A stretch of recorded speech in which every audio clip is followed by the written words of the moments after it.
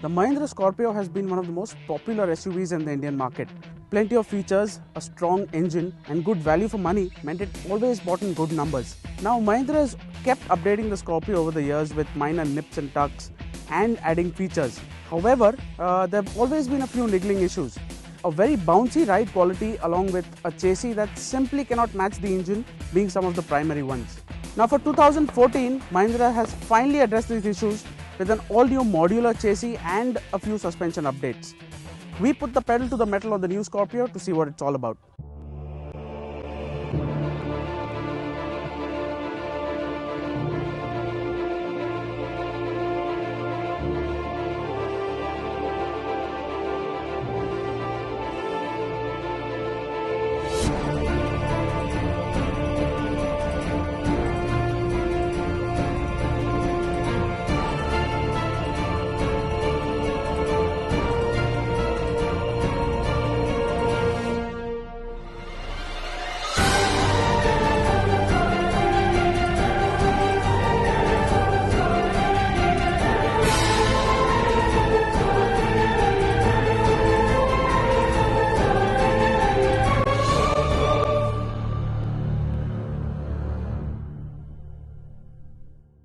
Now the basic design, as you can see, remains the same. But Mahindra has added a lot of busy elements to the car, which has made it look a lot more aggressive now. Now you might think that these busy elements have been overdone, but just like in the XUV 500, the design tends to grow on you.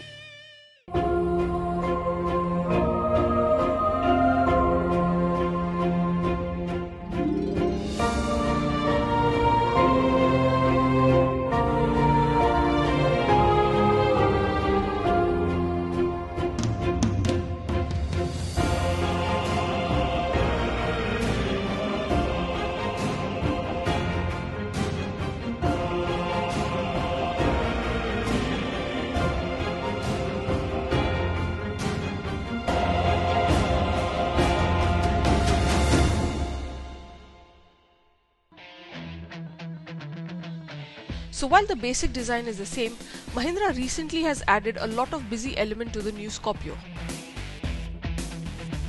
While many found the design to be overdone when seen the first time, just like the XUV 500, it tends to grow on you.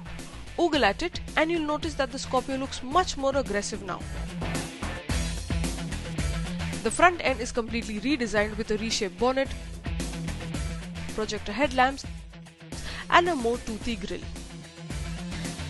The LED strip in the headlight looks like a daylight running light, but are actually parking lights which look like eyebrows and really attract a lot of attention at night.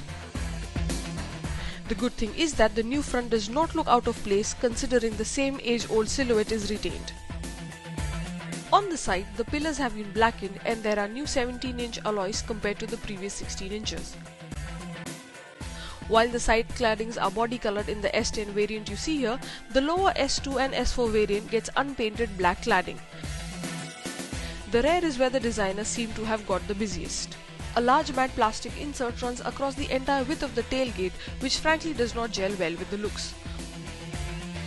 While it does go unnoticed on darker shades, white is where it looks the most disconnected. Mahindra have omitted a tailgate mounted spare wheel once again, which is a big hit with SUV lovers in the country. Overall, the design has definitely evolved, but it does take time to get over the busy elements. Apart from the exteriors, Mahindra has spruced up the interiors as well. So let's go check out the cabin.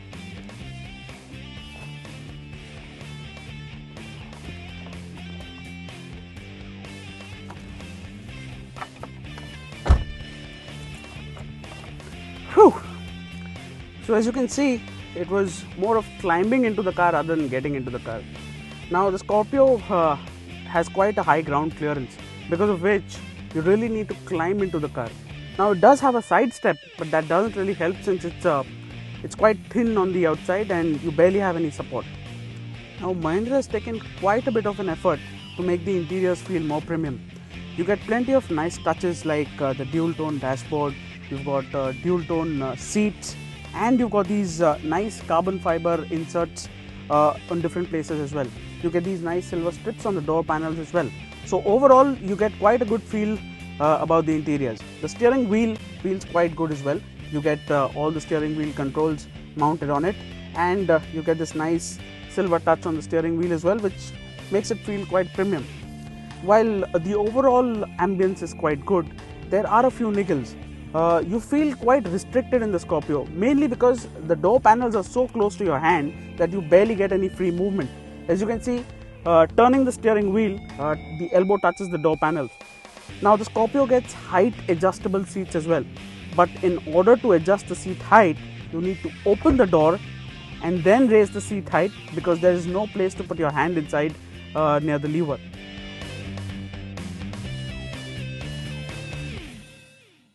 Once seated, you notice the dashboard, which is a combination of black and beige, which not only makes it look quite elegant but gives the cabin an airy feel as well.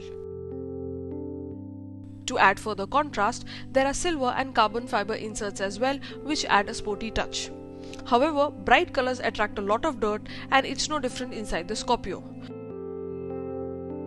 The first thing you notice is the new speedo console, which does a nice self-check as you twist the key. On the left is the tacho with the speedometer on the right, while a window in the center reads out the trip meter, the odor, the fuel and temperature gauge. In the center of the window is a gear shift indicator, which displays the gear only once on the move with the clutch fully disengaged. The steering wheel feels nice and meaty in the hands and looks premium too, thanks to the large silver insert. Then you have the usual audio phone controls on the left and cruise control settings on the right. The dashboard design is nothing to talk about, with the squared lines all over. Quality is not the best one would have seen, but quite acceptable. All the buttons, knobs and dials are backlit and click and turn with acceptable quality. Another thing that came to notice was the lack of cubby holes. In fact, there is just one in the front with one bottle holder. And then you come to the touchscreen in-car entertainment system. It looks and feels impressive right from the word go. For starters, it gives out a world of vehicle readouts like distance to empty counter, average fuel consumption, tire pressure and tire temperature, warning alerts, service due, GPS navigation with voice,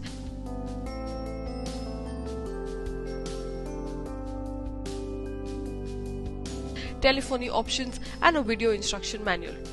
The touchscreen interface works well, and there is no lag or sensitivity issues from the 6-inch screen. So while the head unit is a brilliant device, the speakers really let it down.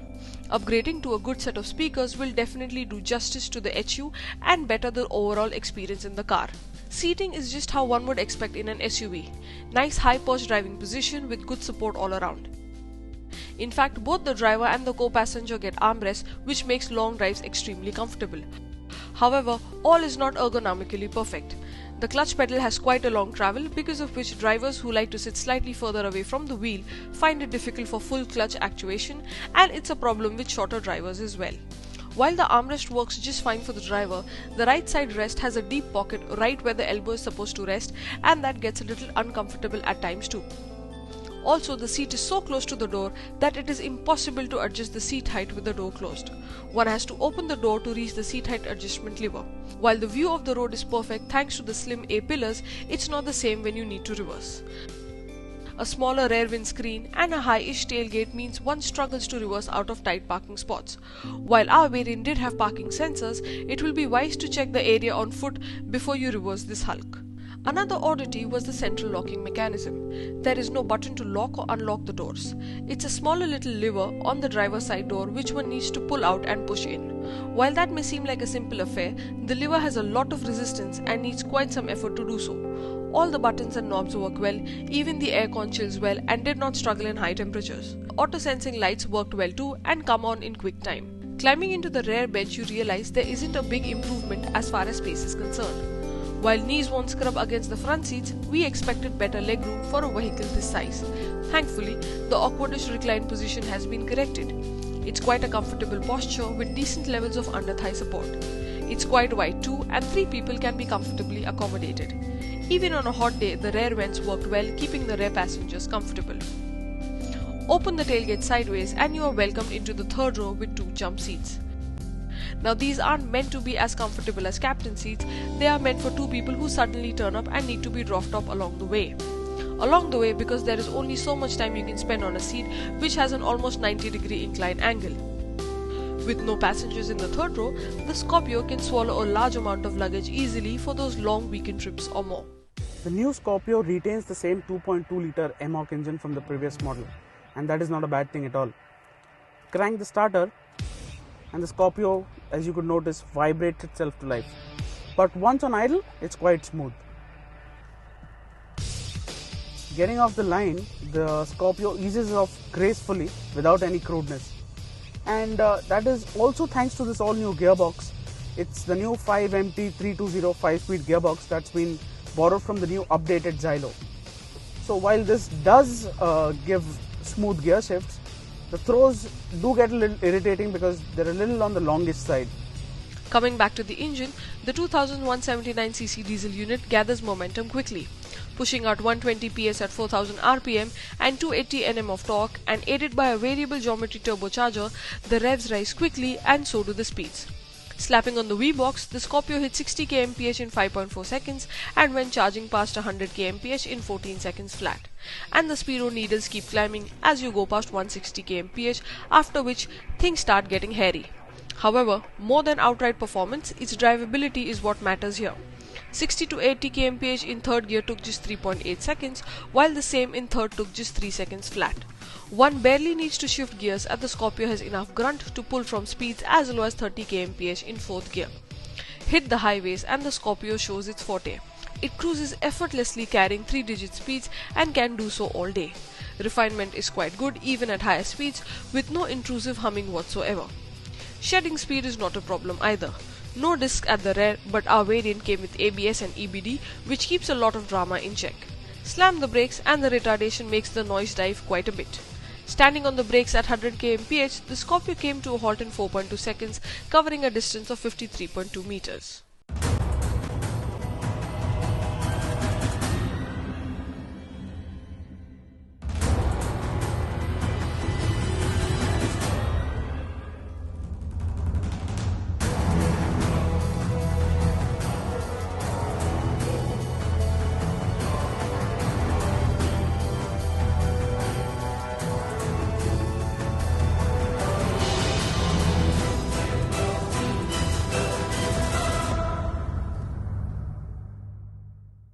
This is where Mahindra has worked upon the most.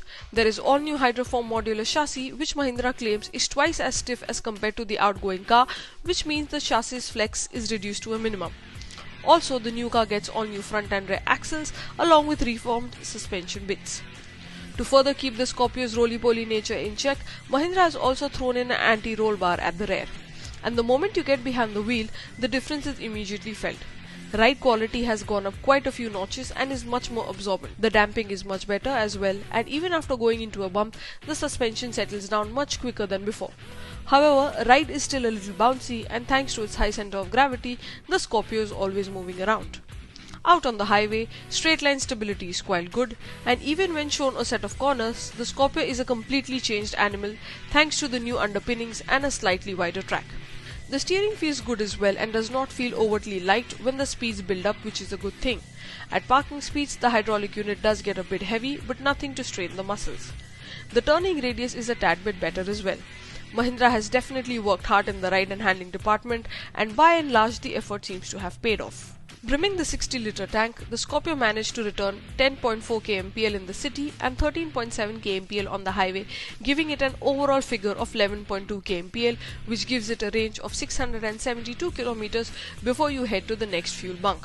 Not exactly the most fuel-efficient SUV out there, but then lugging around 1800 kg of weight is bound to have its repercussions. Now the new Scorpio might look like a facelift, but then Mahindra has put some serious amount of work into ironing out the glitches. You get sharper new styling, you get plenty more kit, new technology, and that strong engine is retained as well. Yes, there are a few flaws, but then it was always looking at the larger picture that made the Scorpio the success it always was. The new Scorpio starts at Rs 8.40 lakh, While the S10 two-wheel drive variant that you see here is priced at Rs 12.32 lakh, the bonus is that you can buy the four-wheel drive S10 variant at Rs 13 lakh, which still makes it the most value for money four-wheel drive vehicle that you can buy.